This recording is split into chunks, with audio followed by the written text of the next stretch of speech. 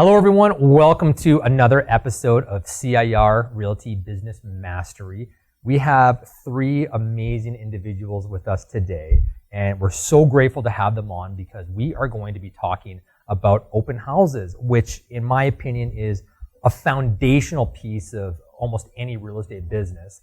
Maybe people aren't doing them now, but you probably started your career with them, and it's something that I really recommend. So we're going to talk to all these great people who are all top producers, first of all, and all of them are CIR Realtors. So first of all, welcome to the show, you guys. Thank you. Thanks, Lindsay. So I want to introduce everybody here.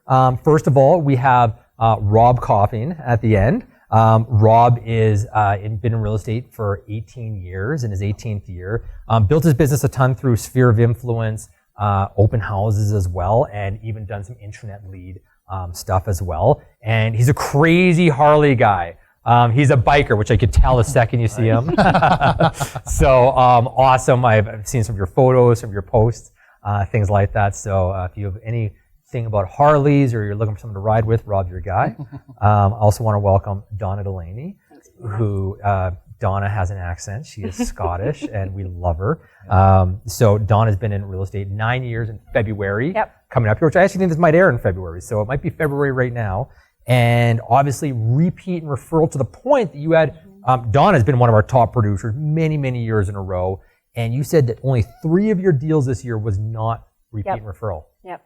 Awesome. And another fun fact about Donna, 48 first cousins. Yep. That's insane. So all Crazy that Catholics. all that in the motherland back in All Scotland. over the world, actually. Really? New Zealand, Australia, England, the States. That's crazy. Family reunions are busy. Busy.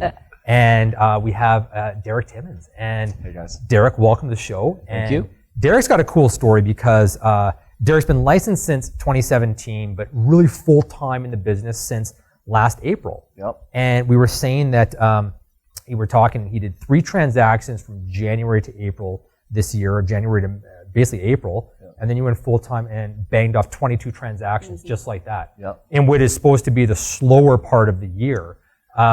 So Derek has been one of CIR's rising stars and has ambitions that are like this and a work ethic that's like this. So a lot of great things. And fun fact, you're a drummer. Yes. And fully ambidextrous. Yep. I can use my left and my right the same. Awesome. It's crazy. That's crazy. That is awesome. Maybe that'll manifest into, well, the key at open houses is to make sure some's left, some's right. I wonder if I could use 2 cell phones at the same time. That's and increase productivity. That's right. Perfect. Well, welcome everybody to the show. Thank you so much for joining us. Okay, so let's dive into it first. Rob, kick it off with you. Why do you love open houses overall, or the overall gist of it? Open houses have been a good way to meet people and showcase the property. Ever since I started, I've always been doing it. Some years it's better than others, but you can get extra value out of open houses that you don't get if you don't have an open house. Maybe later in the discussion you can ask me about how I've sold lots of open houses where I had no showings and I got maximum dollar. And if I would have not done those open houses, that wouldn't have happened. There's also a ton of people that are like lifetime clients I've met at open houses. So I still do them today. And the last couple of years, I kind of wished I hadn't a lot. I could be out riding my bike, but then all of a sudden you get one that just goes, wow, this is why I'm doing this. So you're nuts not to do it. Let me say that. And I like what you said, because lots of times when we talk about open houses nowadays, it's a good opportunity to pick up clients. But you're talking about, and we are going to get into this because we chatted a little bit before this, but you actually have some strategies to get the house sold at the open house, which is obviously an incredible opportunity for the sellers. Donna, what about for you? What about why do you love open houses overall? Same as Rob, I think it's a great opportunity to showcase your listings and the work that you put into it. Perfect for picking up new clients. They can see all the work and effort that you've put into it. Nice. And they want to work with realtors who are going to do exactly the same thing. Now, quick follow-up on that. Do you get your listings staged, or do you help your clients through that process of preparing it? I do. Or choose, so you do that process as well? Yeah, I do everything. So I go in and I'll I'll go in and I'll say, well, you should do this, this, this, and this, Yeah. and then I stage it myself. Nice, nice, and that's good added value Yep. for clients as well. And what I like about that, as you mentioned, is that if people see the work you're doing, and we know we're talking about Yep. out there hitting the streets, walking neighborhoods, delivering invites.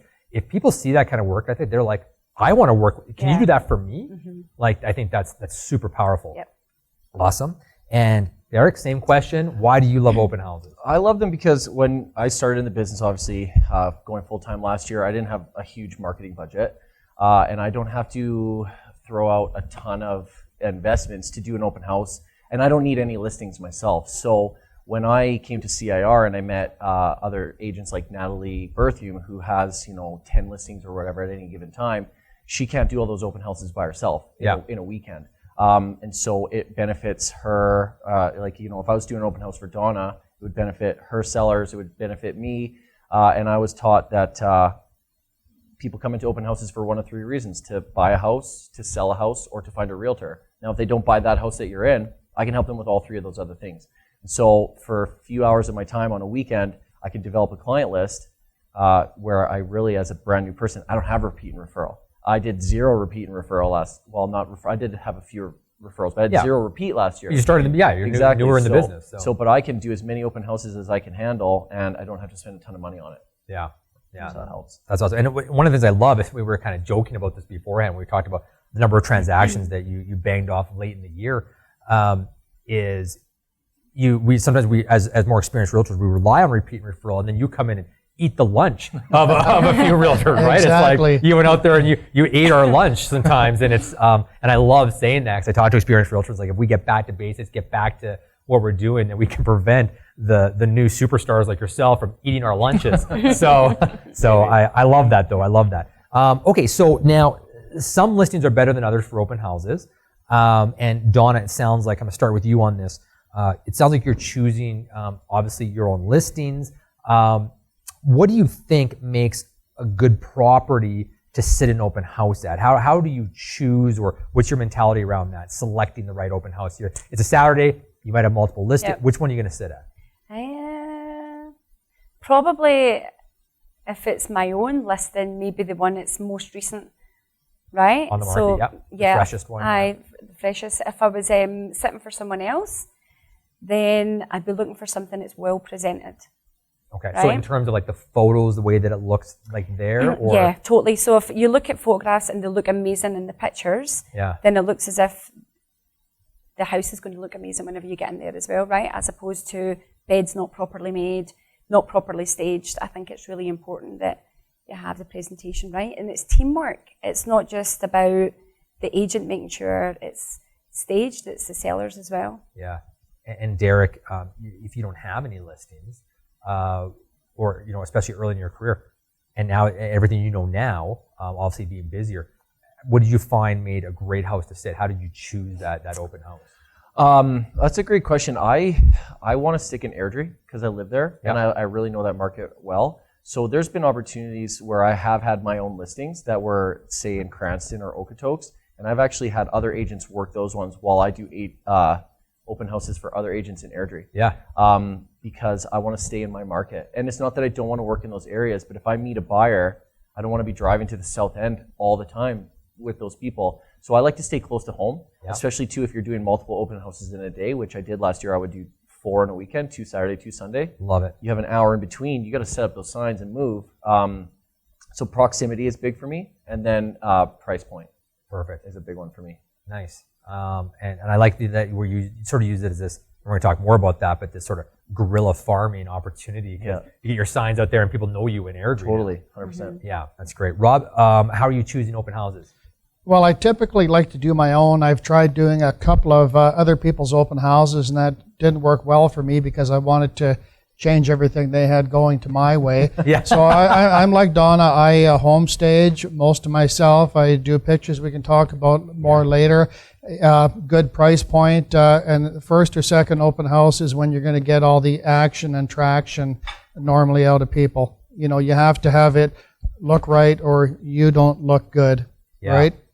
Fair, nice. Yeah, and that's good when you think about the standpoint of I'm sitting in this house, and it's almost a reflection of your personal brand as well. Sure. Yeah. And it's one thing to have, I mean, vacant houses are obviously tough, but even then it's like staging a couple of rooms in a vacant house ain't bad. But if I like where if you present yourself in a certain way, making sure that you're in that listing, and there's lots of realtors that are posting up, hey, like, can you please sit an open house this weekend? It's like, well, what are your sellers going to do to stack the deck in our favor? And am I going to look bad when I get there? And maybe showing up in an open house a little bit early to try to make your best of a bad situation sometimes is important. So I like that. Derek, kicking off with you, let's talk about getting traffic. Let's start with bringing people into the open house. What has, I know you have some new stuff you're working on, which is awesome. Talk historically for a second here. Sure. About what you did to get traffic, and then maybe give us a glimpse into what's coming.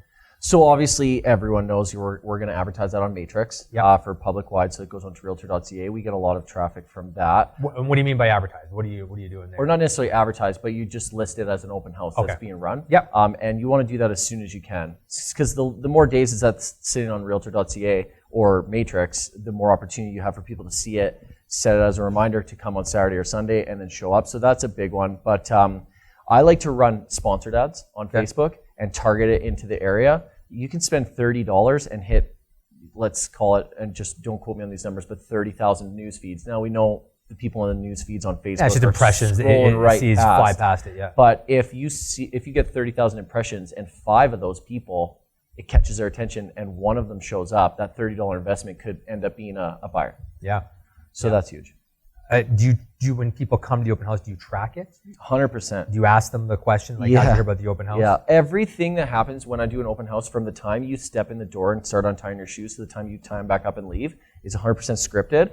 I've practiced. I rehearse. It's like walking into Disneyland. No, I mean, it's very ninja, but I could do it in my sleep. And I seriously, like, I practiced it with my son, with my mom, because I don't want to, get out of bed and waste my time. I don't want to look foolish, and I want to be effective. So my open houses are very strategic. Okay, so we'll come back to that. Okay. We'll come back to that. Rob, let's move over to you. What do you found has worked? What do you do to get more traffic?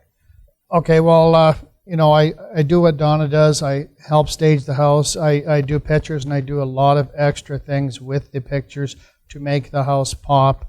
I try to list a house on, say, Tuesday, Wednesday, Thursday. It's on the open house at Matrix, but the first words are open house Saturday, capital letters, asterisks, and that makes a big difference.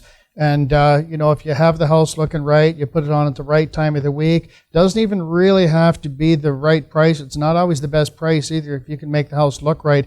I get people coming into my open houses and they go, Rob, I saw your pictures and I just had to come over. Or when I was doing more videos, dude, I saw the tube 10 times. I had to come and take a look. And then I do what Derek does, maybe not enough. I'm probably learning from him. I do quiz these people when they come in, just try to be nice. Well, how are you doing today? Here's a feature sheet. Did you see it online or are you just driving by? And I try to figure out if they're a neighbor or if they're a serious buyer. But and then you can figure out, where you got the traffic, Facebook, the, Matrix. And another thing is too, you do it a little earlier in the week. I noticed on Realtor.ca, that's really picked up with people looking. When I've on Matrix and I've got like 0 views of my listings, I might have 30 on Realtor.ca. Those people are going to an open house. Yeah. The Realtor clients are not coming, obviously.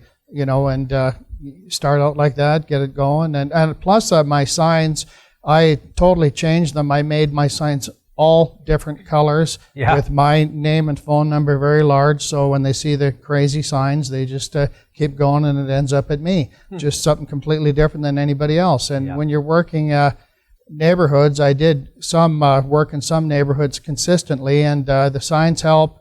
And I've had people come to the open house and go, we just came over because of your open house. Ours is listed on the block. We saw your pictures, your video. We saw how you're presenting this place. How do we get rid of our realtor and get you? And I've had people come over and we've seen your signs every weekend. Can you please come and list our house? I've had lots of that. In the last couple of years, not so much, but it's definitely still there. Yeah, awesome. And Donna, that's similar to what you're saying. Again, you present it so well that people want to work with you. Yeah, I hope so. Now, trust me, they do. Your results speak for that. Now, so tell us a little bit about traffic for you, bringing traffic in. What works well for you? I don't do anything different. Like I have Matrix, Yep. Facebook, put it onto Facebook, put it on my business page.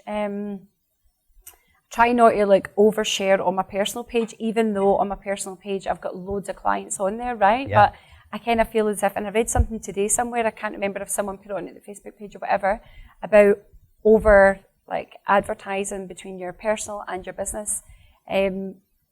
But I don't think I would be as successful if it wasn't for my personal Facebook page, because I've had loads of referrals from it.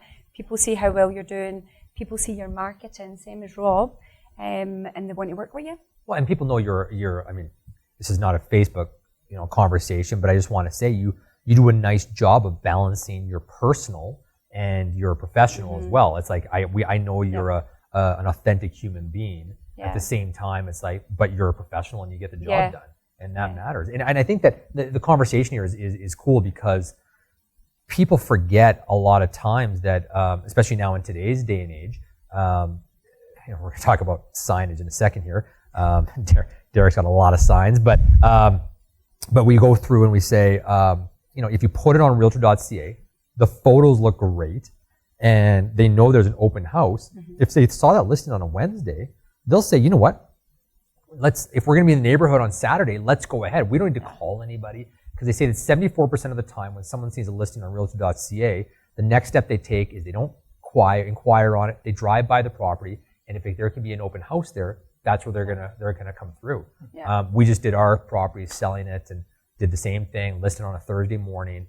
Had the open house there, and we had 3 people that were just, contacting and saying, hey, let us know if there's any offers. My clients should come through the open house. So the client saw it, said, hey, we're going to be doing this. And we actually able to get them in, creating the opportunity to get them in early and sold it. But people see it online more than anything. Now, Derek, let's go back to you for 1 second, because you're taking a new approach with some signage to drive some traffic. Can you share a bit about that? So I printed 30 open house signs. Okay. And I had a design made up that is really bright, and it pops. It's got the logos on it, and it has the time of the open house printed right on the sign. Yeah. And so I decided, instead of doing 4 in a weekend, I'm only going to do 2 in a weekend now, but I'm going to be more strategic about what I'm doing for each one. Okay. So I'm only doing open houses from 1 to 4. Okay. And I'm going to set up the signs at 7 in the morning so that people driving by can see. And if there's 30 of them, there's 2 things that I anticipate will happen. A, it'll drive more traffic, or B, someone might be so impressed by how many signs I set up that they might call me and ask me to sell their house. But what I started thinking when I was switching in between open houses, and I had 15 minutes before I had to set up and do the open house to set up 5 signs, I'm like, I might as well not even do this. Yeah. What is 5 signs for 15 minutes going to do to get people into the house? So I started thinking of ways outside the box. And what I like about that too is that we have this sort of, rather than doing a bus bench, or rather than doing these things, these open house signs speak on our behalf too. Yeah. People see them and they see your name in the neighborhood, and especially if you have a few listings or you're sitting it consistently, then it's basically free advertising. And just to add to that, like you were saying about the people that do the drive-bys, what I did now also is I printed 2 sign toppers, one that says open house Saturday 1 to 4 and open house Sunday 1 to 4. Yeah. So whatever, obviously, listing you're doing that day, you put that on a Tuesday or a Wednesday, and then the neighbors see it. People that might be interested driving by, they see it. And I mean, if that brings 1 more person to the open house, that $15 investment was worth it. Let's talk about hours and days of the week. This will be quick, but Rob, which hours do you prefer? Which days of the week do you prefer? I do Saturday and Sunday, and if I'm doing 2 open houses a day, I do like 11 to 1 and then 2 to 4. Okay. But a lot of times I shoot for 2 to 4. I'm all over the place, depending on the neighborhood, but afternoon for sure, weekend for sure. How do you feel about Mondays of long weekends?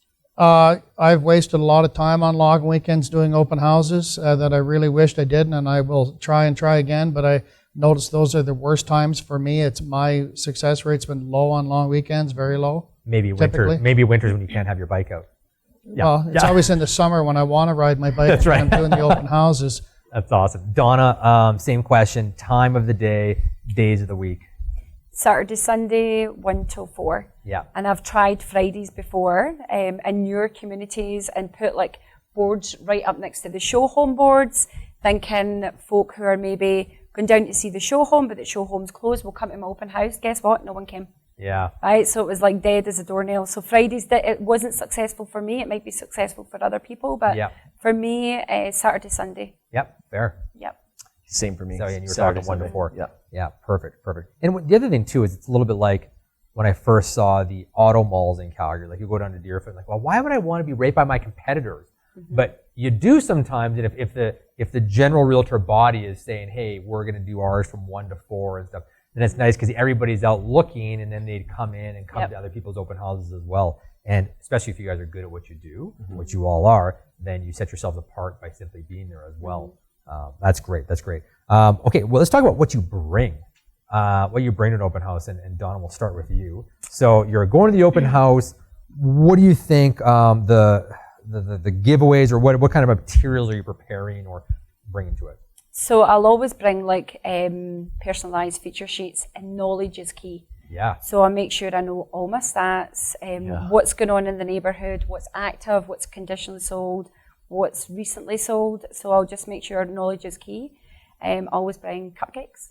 Nice. Cupcakes, okay. Cupcakes and water, and if I've got time, I'll grab coffees as well. But I think as long as you've got your branding and your knowledge, then that, for me, that's really important.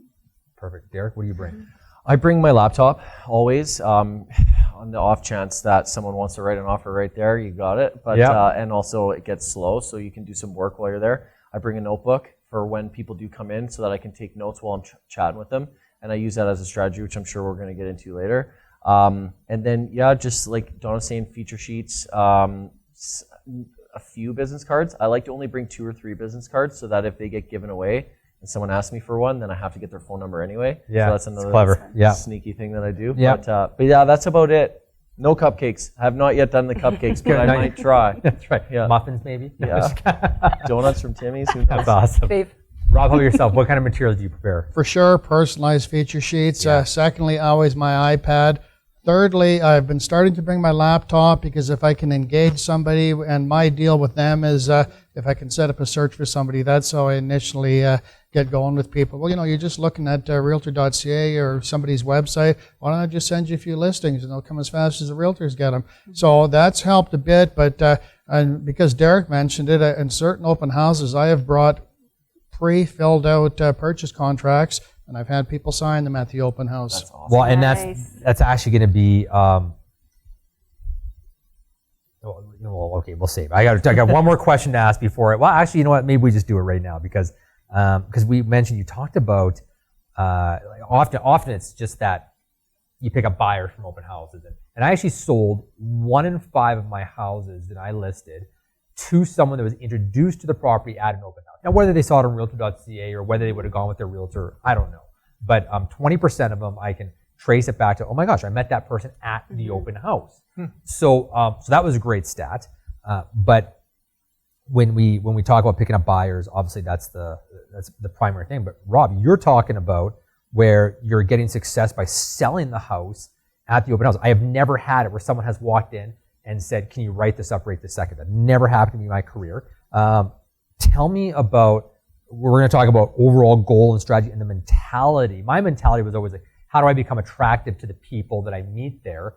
Of course, they want to buy this house bonus, but 90% of my strategy was just show them other stuff. Tell me about your strategy here. So what's happened is over the years, I got lucky a few times and sold the house at the open house, and people ranted and raved about how nice the house was, and I really didn't get any realtor traffic, so I thought I got lucky. But then I realized that it was the things I was doing that did it, and it wasn't just a fluky thing. And what I called it is developing a sense of urgency for the buyers. And it does not work on every house for sure.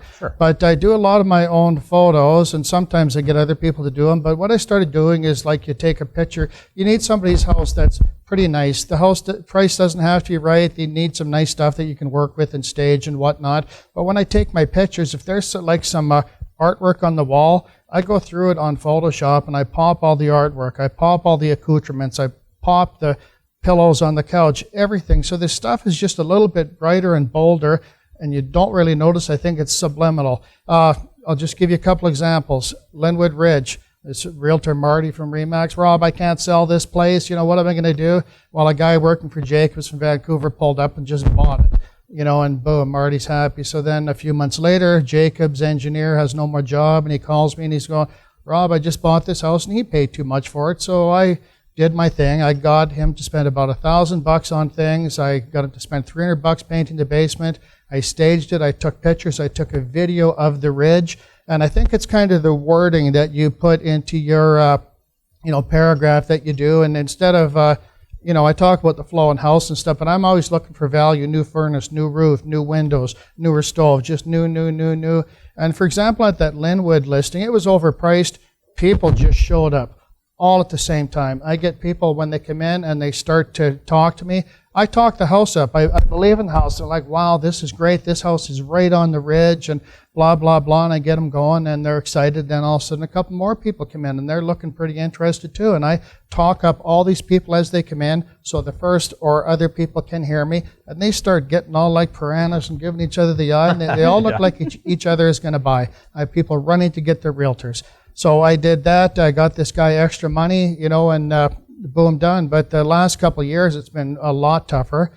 But my best example lately is in October. I had my worst year in years. I'm just going to say that now. It's different. I'm already rolling this year.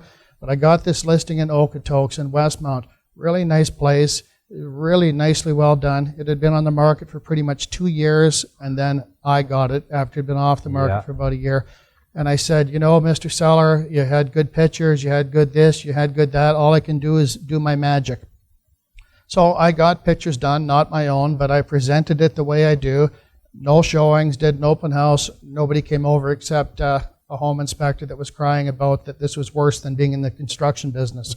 And I'm going, oh yeah. So then the next weekend I do another open house and this gal comes in with a big smiling face and she says, Rob, your listing looks so nice. I've been looking at it every day. I just sold my house today. I love this place. So she came in and I'm going, oh yeah, well here's this, here's that, and here's all the things they've done, and we hit it off. Then another family comes rolling in with their mom and dad. Same thing. They're looking like hot to go. So I just engaged them. Yeah. And lady one, she panicked. She tried hiding in the closet, waiting these people out, and it didn't work. She ran and got her husband, and then next thing you know, her realtor's phoning me. We got almost full price. And I'm telling this realtor, I would never write on a house that I've never seen. I would probably go see it myself, but if you want to send me an offer, great. So we got the home inspection done, and they wanted a $5,000 reduction. There was nothing wrong with the house at all, but they wanted a $5,000 reduction because cosmetically it looked different than when they were there at the open house. Right. And I told my sellers, look guys, I put stars in their eyes and did this. And so we gave them a couple grand. And another one, just another quick story.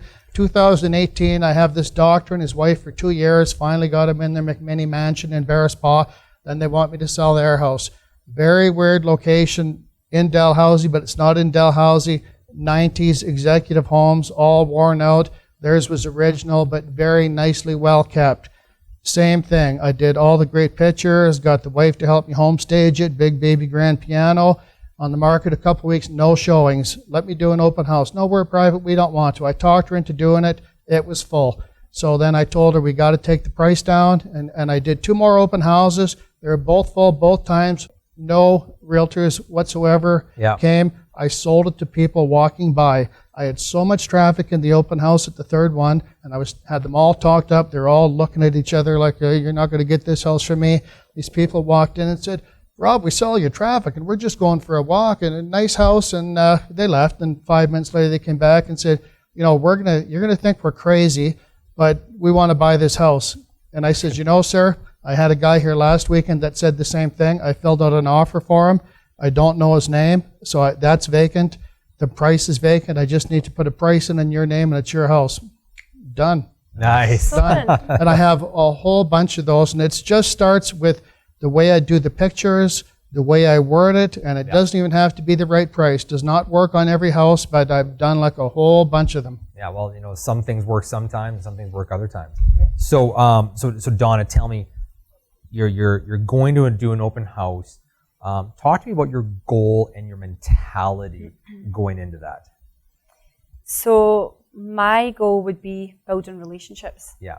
Okay. Chit-chatting with people. It doesn't always have to be real estate related. Yeah. If you've got something in common, or if you've got children, or where are you from and stuff, you get chatting, building relationships, and then I'll try and sort of like ask qualifying questions. So are you looking for yourself, or are you looking for a family member, or do you have a house to sell? Do you know what it's worth?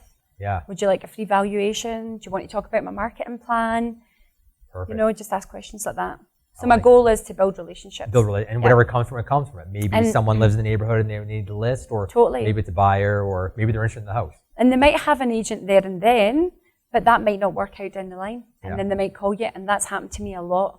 I love Oh, that. we've got an agent, and then they call me a few months later. And that attitude of curiosity. It's like, let me learn more about these people, and that's great. Derek, what about you? So strategy, your goal, you're setting it up. What are you trying to do? So I never go into an open house, which I think this might change after hearing Rob's stories, but I never really go into an open house expecting to sell that house. Yeah. So, I mean, similar to you, it's just never happened to me. Yeah. I have been told it should happen to every agent at least once, so hopefully that's 2020. But, Yeah, that's right.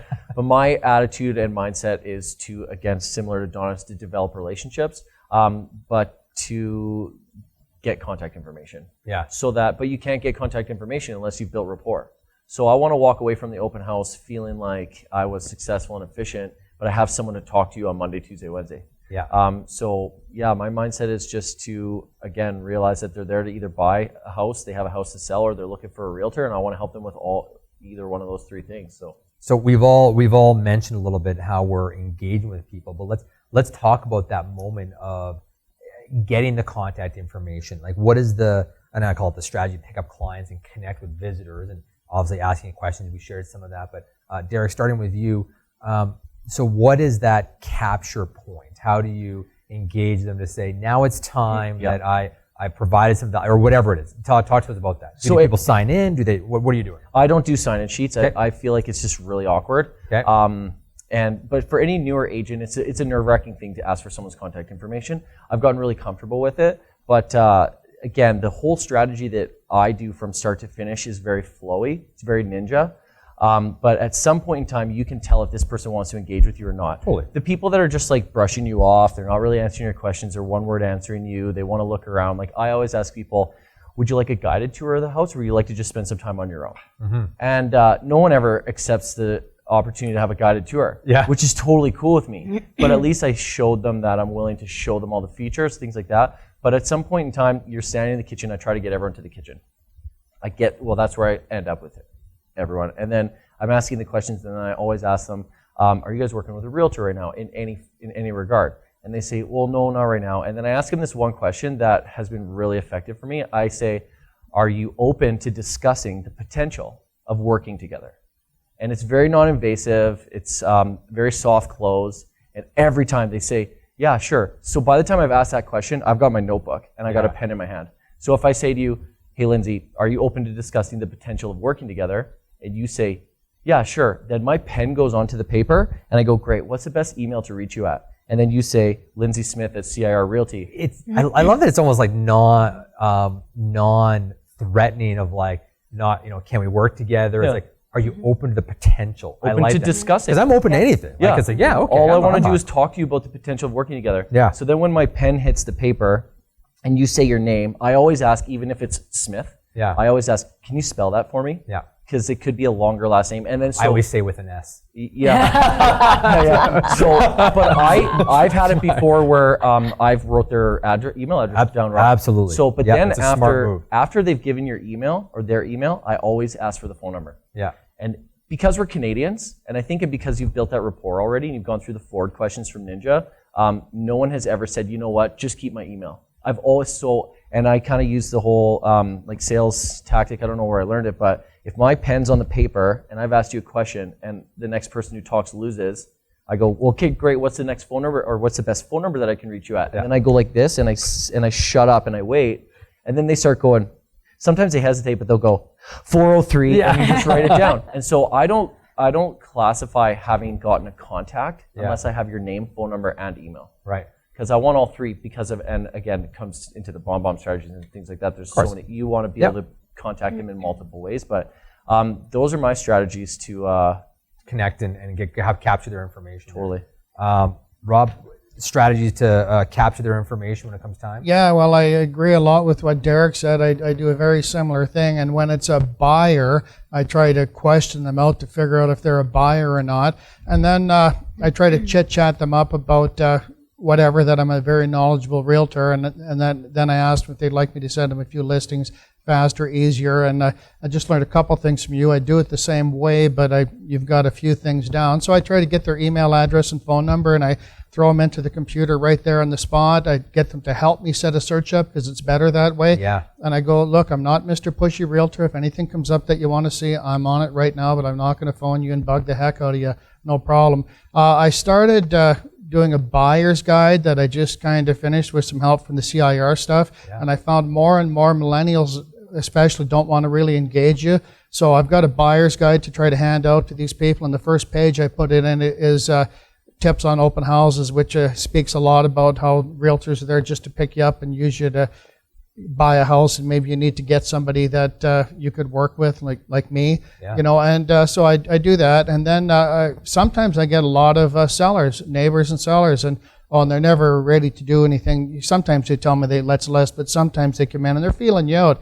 So I've got my big, thick listing book that I go through real quick, and I go, you know, I got this guy's house looking like this, and I can do the same to yours. Here's my listing guide. There's a few things not in there, and if you'd like me to come over and finish filling it out for you, give me a call. So I try to have some good information for both buyers and sellers. Perfect. Yeah, thanks. Donna, what's that? How are you capturing information or I'm going to say connecting to get the client type thing?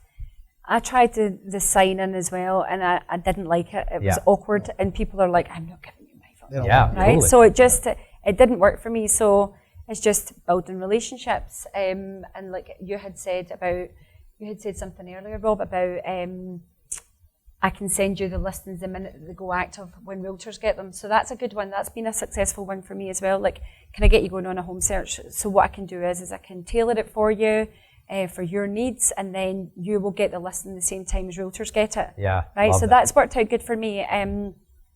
But it just has to be natural, and I just feel as if you have to pick up on people's body language, and not everybody's a good fit. No. Right. So no, I don't want every client. I've had clients that have been a class A pain in my bahookie, and I don't ever want to work with people like that. Oh, what? Ever again. Class A pain in my bahookie. Oh, class A pain. I got it. I was like, I don't want to work with these people. So, yeah, totally. You know, they might not work good with me. They might work good with Rob, or, you know, like it might work out better, but totally. It doesn't work out. You don't need to take every single client, right? So I think it has to be natural. If somebody's willing to give me their phone number, then it's willing exploring working with them, right? Mm-hmm. So you don't, like I said, you don't need to take every single client, and you don't want. And all of you have in your careers earned the right that, and we've all had enough pain in the bahookie, pain in the booties that you know that it's that this person is going to cause more problems than good for my business. Totally. Oh, that's awesome. But I'll tell you actually something I was thinking about on my way here today that I don't use enough for the open house.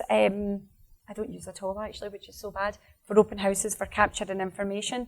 And you guys make it so easy with all the CIR competitions. Yeah. Oh, with the contest, the Alberta experience. That is amazing. That is so amazing. Right, and because you're going to put in your correct information if you want to win a prize.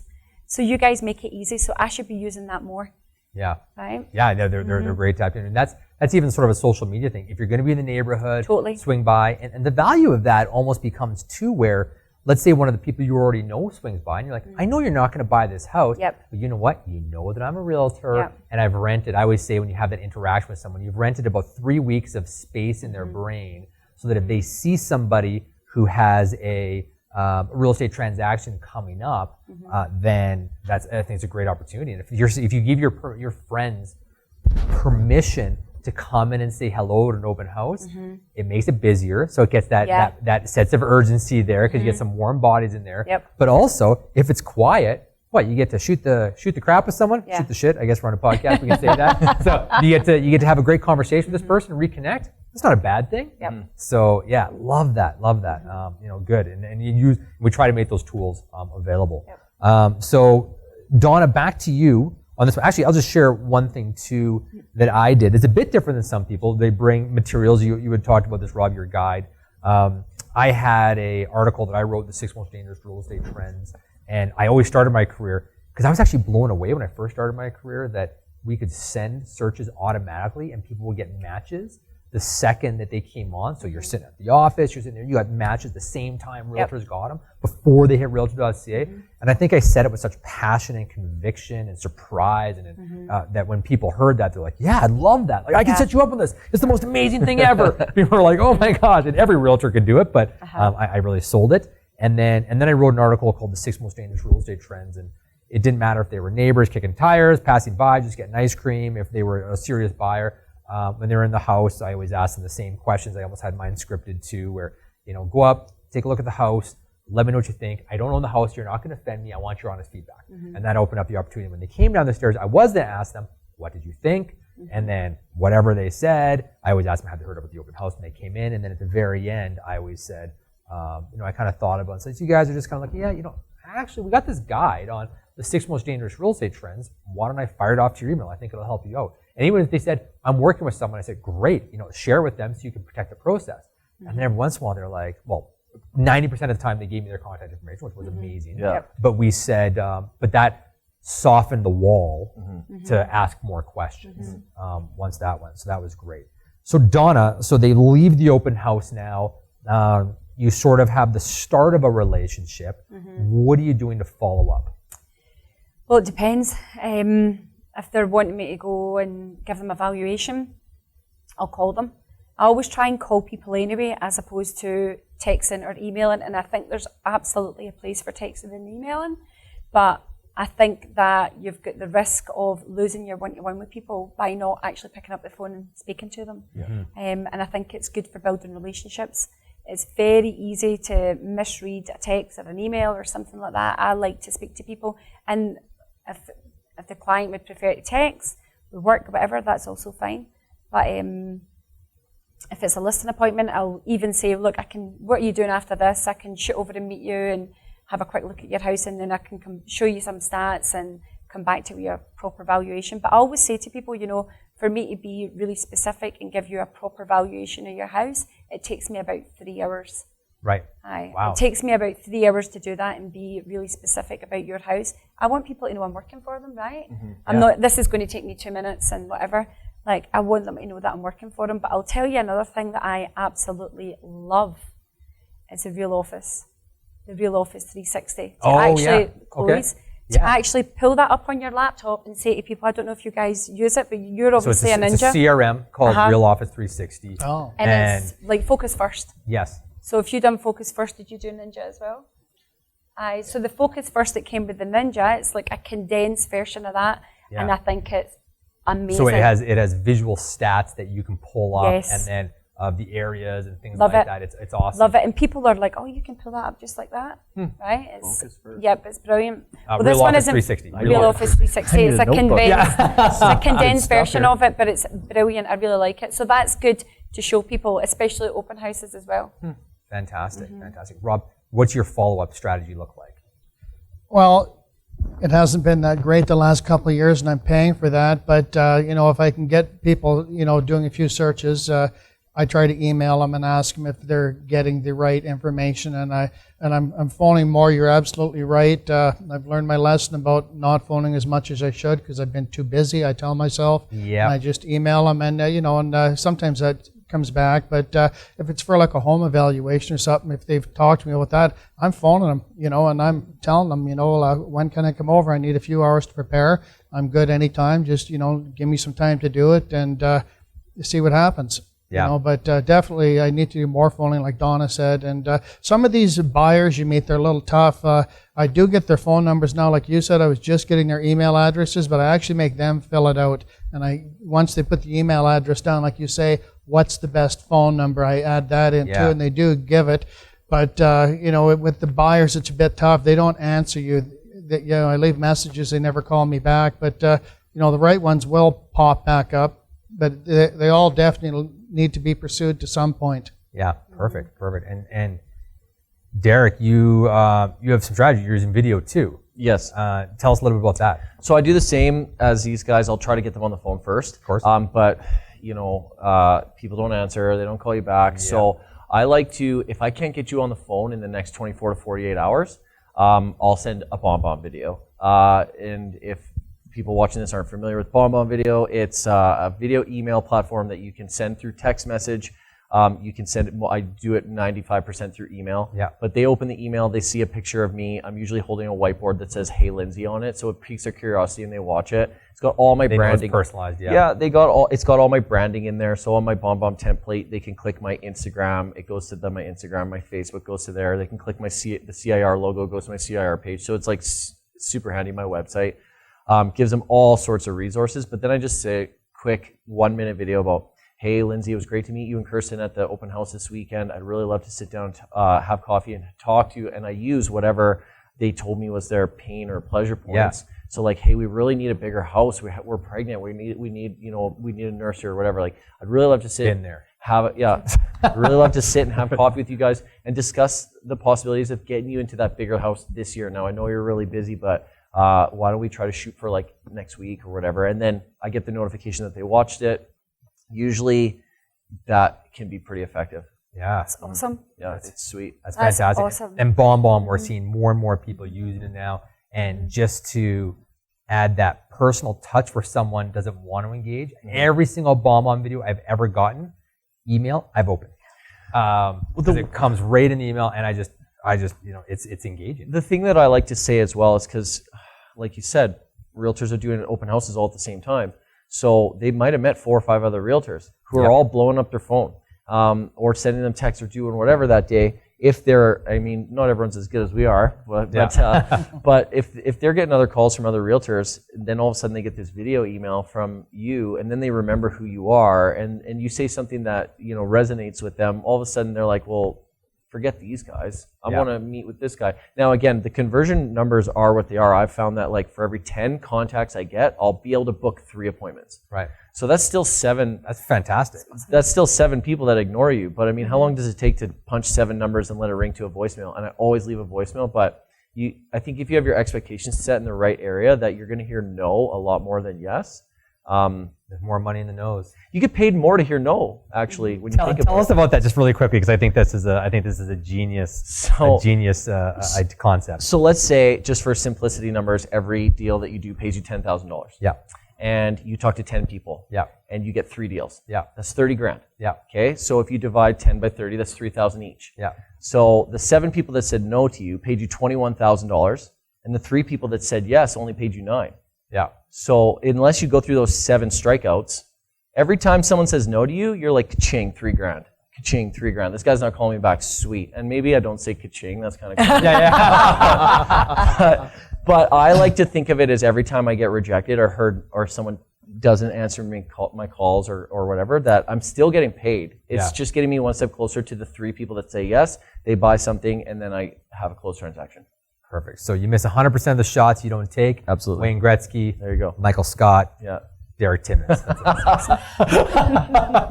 That's an office joke. Anyways. To Donna, tell us, we already talked about follow-up. Perfect. So first of all, that's the end of our open house questions, and I want to thank you guys so much for that. But I do have one final question to take us home, and I want to start with Rob, because you said you had a challenging year last year, and you weren't alone on that. I mean, you've had historically such an awesome career, and what I like is that you said that now in January you're busy again.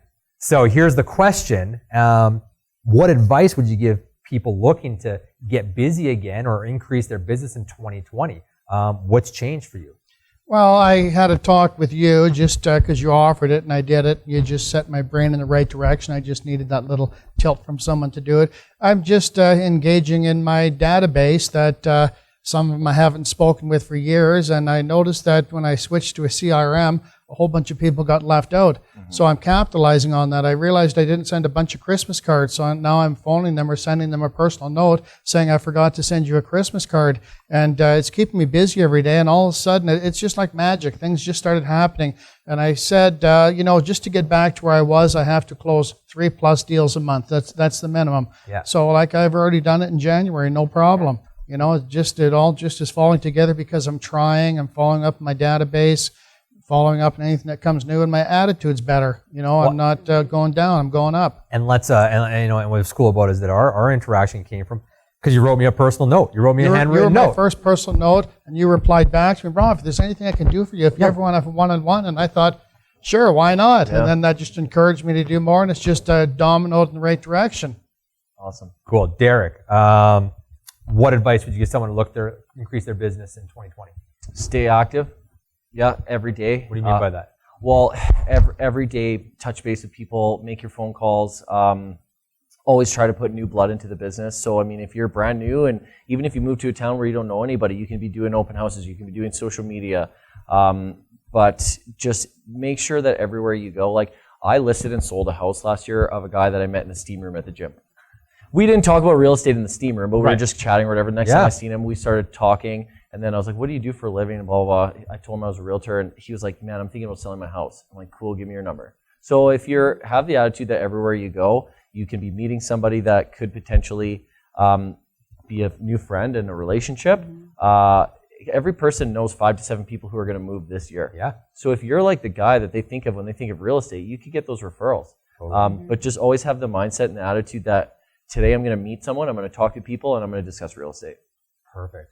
And Donna, you've had such a great career and consistent as well. Tell us about what advice you would give somebody to increase their business this year. Keep your eyes on the prize. Just keep your eyes on the prize. Be consistent and be dedicated and go back to basics. Be a ninja. Yeah. Write personal notes. Yeah. Remember birthday cards. Actually, I had asked for the details. Somebody had put it on Facebook before, and I've actually had the information now. I'm pretty sure previously I had seen something where people had the Starbucks gift cards, and it was with their logo and stuff like that on it. And I just think, great, just put a wee $20 in there for someone's birthday or something like that, right? But I think keep consistent. Make sure you open house every single weekend and have a positive mental attitude. Yeah. Like just stay positive. Don't let every no is closer to a yes. That's the way I look at it. Every no is closer to a yes, and just get your head down and get on with it. I love it. And I love what you talked about. We talk about staying top of mind with people. You got to be top of mind. And people think, well, that's got to be expensive bus benches or farming campaigns. Like, it doesn't. No. It can be the birthday card. I've never advertised. And Facebook. And it can be these things that you just touch base with someone and say, I'm sorry. I'm sorry I didn't send you that Christmas card. Like I just realized that all the database didn't transfer over. I might not even have your update information. Can I grab that? How are things? And right away you rented that space in people's mind again, where everyone knows 5 to 7 people, and then you're the one, and it just works magically. And open house is such a great place to meet new people, to extend that. Lindsay, just to throw something into that, I went and visited a couple of people that I didn't send a Christmas card to, and you know what they said to me? Oh, we were talking to another realtor because we didn't think you sold real estate in this area anymore. And I said, give me your contact information. I'm setting a search up for you right now. And they were game to deal with me, no problem, but I'd let it slide. And they were talking to other people. I couldn't believe it, but it's true. And there's, I just talk about connecting with people after a long time. It's like you have that moment where you call somebody you haven't called them in a while, and they're like, oh, actually, we moved since then. And you're just like, after you pull the knife out, you have to say, okay, no problem, this is my fault, and move on. So wrap it up. Thank you all so much, and I love that you guys all have your brilliant strategies that work. And one thing, my biggest takeaway from this, not my biggest, I have, like, same with Derek, is like, I got to take notes here, but I love the fact of that the way that the house is presented can be a reflection on your brand. Just outstanding. And and I'm looking forward to watching all of your success in 2020 here. So thank you guys again for joining us on the show. Cheers. It's my pleasure. Awesome. So thanks, Lindsay. Yeah, thank you all for tuning in, and thank you for listening. And don't forget to like Sierra Realty Business Mastery on Facebook, and follow us on Instagram, and also download this wherever you get your podcast from. What's the Google one? Google Play, Spotify, SoundCloud, and Apple iTunes. So download the podcast, take a look, and check out our other episodes. And thank you all for joining us. Have a great day.